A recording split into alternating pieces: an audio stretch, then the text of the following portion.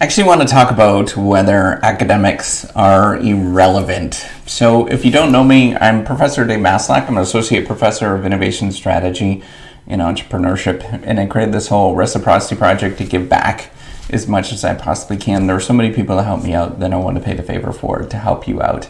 So I think this is a really common concern and a common complaint that I think most people that are not sort of in the academic culture really think about academics. So here, academics, I'm talking about researchers, I'm talking about professors, I'm talking about anybody that is sort of related to higher education in terms of people that are sort of doing a research career, whatever that looks like. So maybe you're working at a research institution of some sort, or maybe it is like NBER, National Bureau of Economic Research, or something along those lines.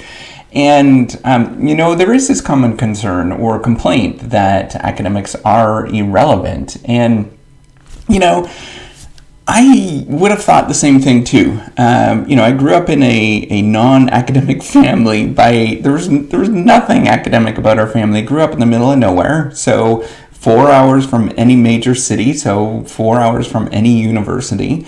Nobody in my town would have had more than a bachelor's degree. Would have been considered very advanced in the town of 6,000 people. My parents, they did not finish high school. There was just a lot about academia and a lot about the university system was completely foreign to me. So weird and so unusual.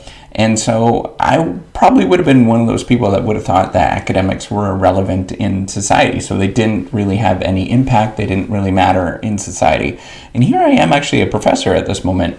And really having some sort of thought on this. And the reason is I think that people feel this way is because they're just removed from academia and they don't really understand what academics do. It's kind of a weird thing, right? They sit there and think of ideas. Well, that's really strange to think of ideas. But if you're feeling this way, I actually just want to sort of think about other jobs and other things that people do that are just kind of thinkers in terms of what they do. They don't actually, there's lots of jobs that are like that, where you actually don't do a lot in terms of moving things around or lifting things or moving things or, anything physical in any sort of degree.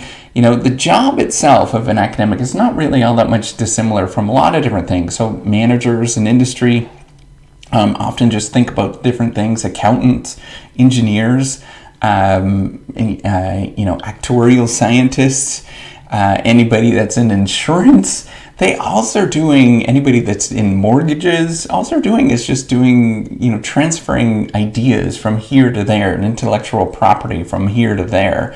And, to bring it back to managers and to think about them, all they really do is just think about what people should do. They don't actually make anybody do anything. Nobody's actually physically strapped down to do anything. They're just thinking about what people should do, and then they say something.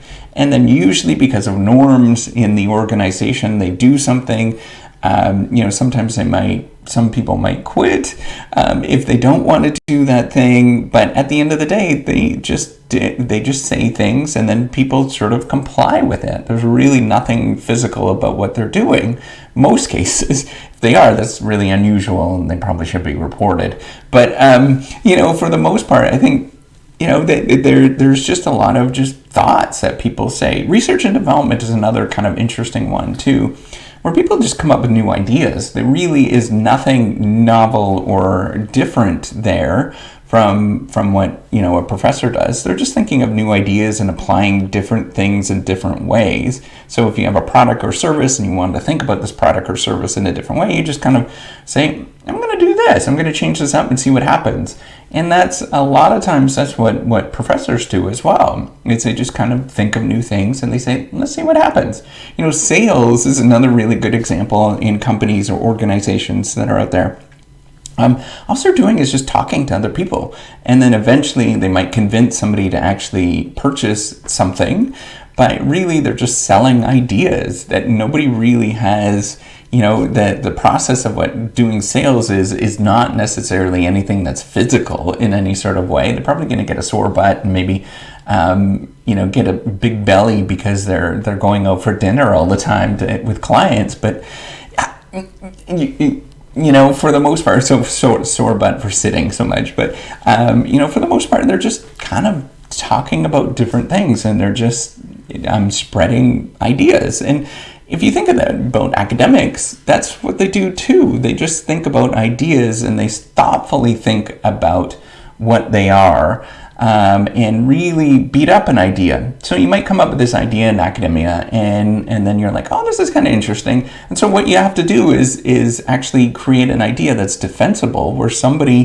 other really smart people, or maybe not so smart people, they're going to lob balls at you and try to tear apart this idea and say that this idea is terrible. That's actually what science is where they just tear apart different ideas that are out there. I think that's the best sort of way to view it. People are very skeptical, and they're just like, let's try to tear this idea that somebody has apart and see what happens with that. And if it holds, then we hold on to that idea a little bit longer. But for the most part, that's our job, is to attack other ideas and tear those things apart. They're written in a piece of paper, but they don't have to be. They could be, a lecture or something along those lines, where somebody is sort of transferring knowledge to other people. And so, it's just all about ideas. Now, actually, this is a good sort of situation, sort of thought experiment to think about, and I don't want to get anybody defensive in any sort of way, and say we are irrelevant, right? So academics are irrelevant, and that actually might be true, right? So if we actually embrace that thing, we have to think about, okay, who is going to do the jobs of currently what they actually do at this moment, right? So if you think about this, you have to think about who are going to train doctors. So the people that train MDs, they're usually researchers and academics and stuff like that. So we wouldn't have doctors, real MDs, because they can't necessarily train themselves, because there's nobody. They would need to have a doctor that would dedicate their time to research what other people are doing and understand the best sort of practices that are out there and diffuse those ideas to all the other doctors. That's what an academic is. They just simply are somebody that went a little further, and they're thinking, well, we can share these ideas with more people that are out there. Who would train engineers and managers, right? So a lot of managers don't get an MBA, but a lot of them do. And if you get an MBA, sometimes you do get a lot of value from it. Most people that get an MBA, they will say that they did get some significant value from it, and it did net them some value from that particular thing. Now, engineers are the same thing. My undergrad, I had an engineering degree, and I did learn a lot. It was really hard. And if I didn't have somebody that was training me that already knew this material pretty well, I remember one guy got up there and he would go for like 3 hours straight of just writing down equations all at the top of his head. I mean, like, how amazing is that to do that? So, this professor would actually do that kind of stuff. And if there wasn't somebody that was training you that sort of knew the ins and outs of all these kind of things, like, who would actually train the engineers? Would it be, a teacher, a high school teacher that would train them? But then what would the high school teachers do? They would be, somebody needs to sort of fill in for them if they're going to teach the engineers. And so you have to sort of think about what are the implications of this. Another important thing is thinking about policy decisions that we often have. So government actually runs into this often, where there is an issue that's not quite like, it could go this way or that way.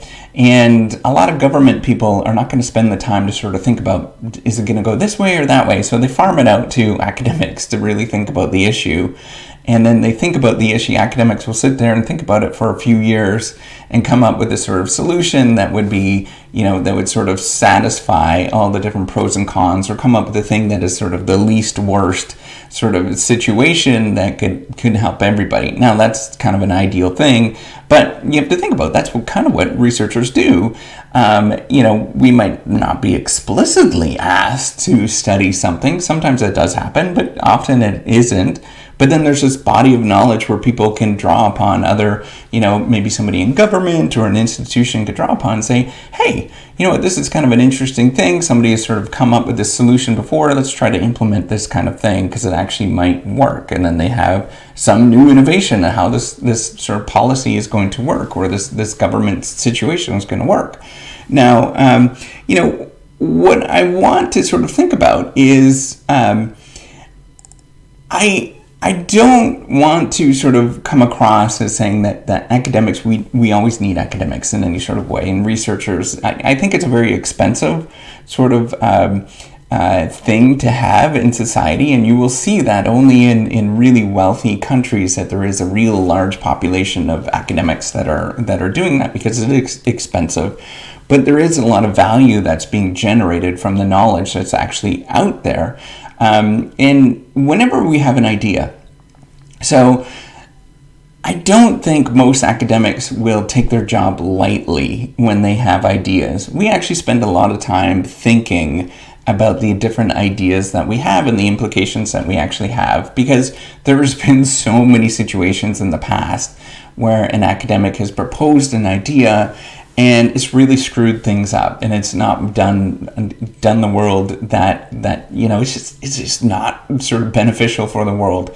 So we spend a lot of time thinking about, is this idea, what are the implications of this idea? Where is it going to go? And often, most people, you would see that they really take a thoughtful approach to what this is about, because ultimately, once ideas get generated and they become institutionalized and it becomes a norm and it becomes something that is part of society, it is really hard to get those ideas taken away and to remove those ideas. And so what you need is for somebody to be very thoughtful about what this actually means before they put that idea out there, because the implications of them are often enormous. Often we try to think about the positive implications of the ideas that we actually have, but there often is negative implications of them. So we have to think about those and be well aware of what those are. And it is a tricky thing, and we know that ideas are powerful. We've seen countries being overthrown. We've seen institutions being completely revolutionized. We've seen technologies that could power the earth, but also blow up the earth because of these ideas that are being generated. So we have to be very careful with them and really think about what they actually mean in society. So, sort of summing up and thinking about this, are academics actually irrelevant? I don't think so. I think that there is a really big role for what they do in society. I think that there's a lot that they actually do, and they sort of have implications for a huge part of society. It's just that they're hard to see if you're not in the academic community on a regular basis. But if you see it, if you're there, you actually see people generating cool and amazing ideas that do have implications for the future and what this world actually looks like. So with that, give me a thumbs up if you like this video. Do subscribe to the YouTube channel. I do appreciate it. Take care and have a wonderful day. Bye.